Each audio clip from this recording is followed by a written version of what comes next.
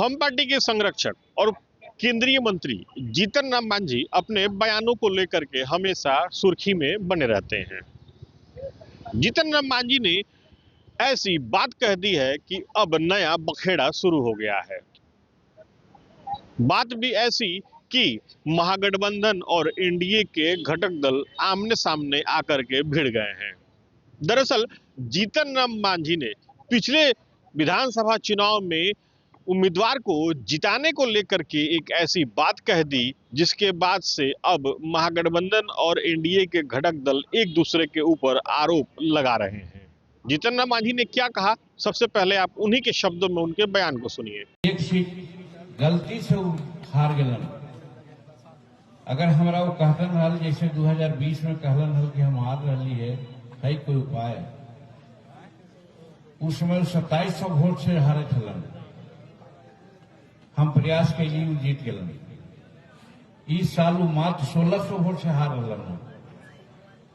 दुर्भाग्य हमारे है, उनका का दिमाग हो गए, हमरा से बात न करें, सीधे मैदान छोड़ के भाग गए। जौन साथी जो 2020 में जो कलेक्टर अभिषेक सिंह जी अभी त्रिपुरा में है, वो टेलीफोन करे थलन कि सर हम तोरा 2700 वोट से पीछे है, लता जिता दिलिए हल, अभी तो 1600 वोट से पीछे है, जितावे में कौन दिक्कत है। हम माथा ठोकली कि हमारा पास अगर जानकारी हुआ था तब ना, तो चल गया घर है। खैर कहे के मतलब कि हम जे रात दिन जनता के काम ला बैठल रहे ही गया में। तो अभी आपने सुना किस तरीके से जीतन राम मांझी ने कहा कि वो उम्मीदवार को जिताने के लिए डीएम से बात किए थे। बस इसी बात पर अब महागठबंधन ने मोर्चा खोल दिया है। महागठबंधन की तरफ से आरजेडी और कांग्रेस ने जीतन राम मांझी के साथ साथ एनडीए पर हमला बोला। महागठबंधन के नेताओं का क्या कहना है, आप उनके बयानों को भी सुनिए। देखिए, केंद्रीय मंत्री जीतन राम मांझी जी ने जिस तरह से सार्वजनिक रूप से इस बात को स्वीकार किया है कि 2020 के चुनाव में इनके उम्मीदवार चुनाव 2700 वोटों से हार रहे थे और टेकारी में उन्होंने जब अपनी हार की चर्चा जीतन राम मांझी जी से की तो उन्होंने मैनेजमेंट के माध्यम से, मशीनरी के माध्यम से और जो अधिकारी पदाधिकारी के संबंध में पहले से भी पब्लिक डोमेन में आ रहा था कि कहीं ना कहीं चुनाव आयोग को माध्यम बना करके चुनाव जीता जा रहा है, उसका स्पष्ट प्रमाण स्पष्ट रूप से जीतन राम मांझी की स्वीकृति ये बताने के लिए काफी है कि चुनाव आयोग ने बिहार में इस बार चुनाव किस तरह से कराने का काम किया। एक तरफ महिलाओं को रिश्वत दे करके उनसे वोट हासिल किए गए, दूसरी ओर चुनाव आयोग को माध्यम बनाया गया और तीसरी ओर मशीनरी को माध्यम बना करके किस तरह का खेल खेला गया ये भी सामने आ गया। उन्होंने ये भी स्वीकार किया कि इस बार इनके टेकारी के उम्मीदवार ने इनसे संपर्क नहीं किया, जिसके कारण उनकी 1600 वोटों से हार हो गई। 2020 में 2700 वोटों से वो चुनाव हार रहे थे, तो हमने मैनेजमेंट के माध्यम से हमने उनको जितवाने का काम किया। इस बार भी अगर बात कर लिए होते तो उनकी जीत हो जाती। तो इससे ही स्पष्ट होता है कि जब केंद्रीय मंत्री इस बात को स्वीकार कर रहे हैं कि चुनाव कैसे जीता गया और चुनाव जीतने का कौन सा तरीका अपनाया गया, ये स्पष्ट रूप से उनकी स्वीकृति के बाद भी चुनाव आयोग और चुनाव आयोग के द्वारा इस संबंध में बताया नहीं जा रहा है। यह स्पष्ट मोदी जी के मंत्री जीतन राम मांझी खुलेआम सीना ठोक के बोल रहे हैं कि हारे हुए उम्मीदवार को डीएम से कह के उन्होंने जितवा दिया। लोकतंत्र की इतनी बड़ी लूट, लोकतंत्र की इतनी बड़ी डकैती का कोई उदाहरण हिंदुस्तान में इसके पहले कभी मिला हो तो अमित शाह जी बता दीजिए। सदन में चिल्ला रहे थे ना, आपके मंत्री कह रहे हैं कि वो लोकतंत्र के लुटेरे हैं, डकैत हैं, डीएम से कह के वो हारी हुई सीट जितवा देते हैं। तो इन डकैतों को लोकसभा में बैठने का अधिकार होना चाहिए क्या? तो आपने सुना आरजेडी और कांग्रेस ने कैसे सीधे सीधे निशाना साधा। वहीं भारतीय जनता पार्टी के वरिष्ठ नेता, पूर्व प्रदेश अध्यक्ष और वर्तमान नीतीश सरकार में मंत्री दिलीप जायसवाल का क्या कहना था वो भी सुनिए।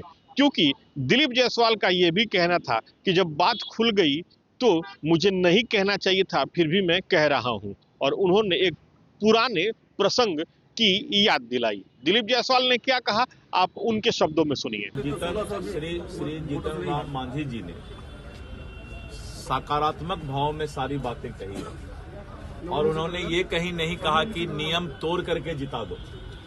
उन्होंने कहा कि 2600 वोट से हमारा, या जो भी उन्होंने बातें कही है, नियमानुसार ईवीएम में जो वोट की गिनती सही तरीके से हो और उस अनुसार जो है रिजल्ट डिक्लेयर होता है। इसीलिए आप देख लीजिए, कभी रामगढ़ सीट हम 30 वोट से हारे, रामगढ़ सीट हम 30 वोट से हारे, 178 वोट से हम ढाका सीट हारे और करीब 150 वोट से हम फारबिसगंज सीट हारे। आप खुद सोच सकते हैं कि इन सब चीजों में एक वोट इधर से उधर कोई नहीं कर सकता। इसलिए उन्होंने कहा कि नियमानुसार गिनती सही तरीके से हुआ और हम जीते, यानी कोई गलत नहीं कर सकता था। मैं आपको एक बहुत बड़ा बात बता रहा हूं कि परिहार सीतामढ़ी में 18,000 वोट से गायत्री देवी चुनाव अंतिम राउंड के ये जो गिनती थी उसमें 18,000 वोट से चुनाव जीत रहे थे, लेकिन वहां का जो ऑब्जर्वर असम का आया था वो एनडीए से नफरत करता था और इस तरह करके उसने 18,000 वोट से लीड करने के बाद भी गायत्री देवी परिहार के सीट का घोषणा जो है, जीत का घोषणा, उन्होंने 6 घंटा तक रोक के रखा। बाद में चुनाव आयोग में हम लोगों ने शिकायत किया, क्योंकि हम ये बात नहीं लाना चाहते थे पब्लिक प्लेटफॉर्म पर। हम लोगों ने, चीफ सेक्रेटरी और सभी लोगों ने यहां से चुनाव आयोग को शिकायत किया कि 18,000 वोट से परिहार सीट लीड करने के बाद भी ऑब्जर्वर उसकी घोषणा 6 घंटा से नहीं कर रहे हैं और इस तरह करके जो है चुनाव आयोग के नियम का माखौल उड़ रहा है। और बाद में हम लोगों ने यहां तक भी चुनाव आयोग से शिकायत किया कि आप इसको तुरंत ऑब्जर्वर पर कार्रवाई कीजिए। और जब चुनाव आयोग ने ऑब्जर्वर को कहा कि अगर आपने इस तरह की गलती की तो आप पर एफआईआर भी हो सकता है, तब जाके ऑब्जर्वर ने 11 बजे रात में परिहार की घोषणा की। इसलिए ऐसी बात नहीं है, ये सब बहुत सारी बातें जो बोला जाता है उसको अगर टेक्निकल तरीके से आप समझेंगे तब लगेगा कि उन्होंने कहा कि हमारी जीत निश्चित थी, लेकिन ऑब्जर्वर कभी कभी ऐसे आ जाते हैं जो इस तरह के मामलों को रोक करके रखने का काम करते हैं, तब रिजल्ट डिक्लेयर होता है। लेकिन राजद तो कह रही है ना कि मशीनरी की जीत है। अब राजद नहीं कहेगी, देखिए आप सोचिए, अगर राजद को कुछ भी मुद्दा नहीं दीजिएगा तो फिर मीडिया में कैसे वो कुछ बोलेंगे। इसीलिए राजद को तो बेरोजगारी है, मुद्दा विहीन है राजद, तो बैठे बैठे खिसियाई बिल्ली खंभा नोचे, मैं तो बार बार बोलता हूं। और अभी मैं पथ निर्माण विभाग का समीक्षा करके आ रहा हूं और आने वाले 23 तारीख को मेरा प्रेस कॉन्फ्रेंस होगा पथ निर्माण विभाग पर, और मैं पूरे बिहार के पथ निर्माण विभाग के जो कार्य किए जा रहे हैं वो पारदर्शिता और क्वालिटी के लिए मेरे मंत्री बनने के बाद क्या प्रयास होगा उस पर मैं चर्चा करूंगा। धन्यवाद। तो अभी आपने सुना एक जीतन राम मांझी के बयान के बाद से किस तरीके से बिहार में इस लगातार लुढ़कते ठंड वाली मौसम में राजनीतिक गर्मी अचानक से आ गई है। सवाल ये उठता है कि क्या जीतन राम मांझी किसी को भी जिताने या हराने की ताकत रखते हैं। सवाल ये भी उठता है कि जीतन राम मांझी ने ये बात कही तो आखिर क्यों कही। सवाल ये भी उठता है कि जीतन राम मांझी के इस बयान के पीछे का मकसद क्या है। Sujit Kumar, TV9 digital, Patna.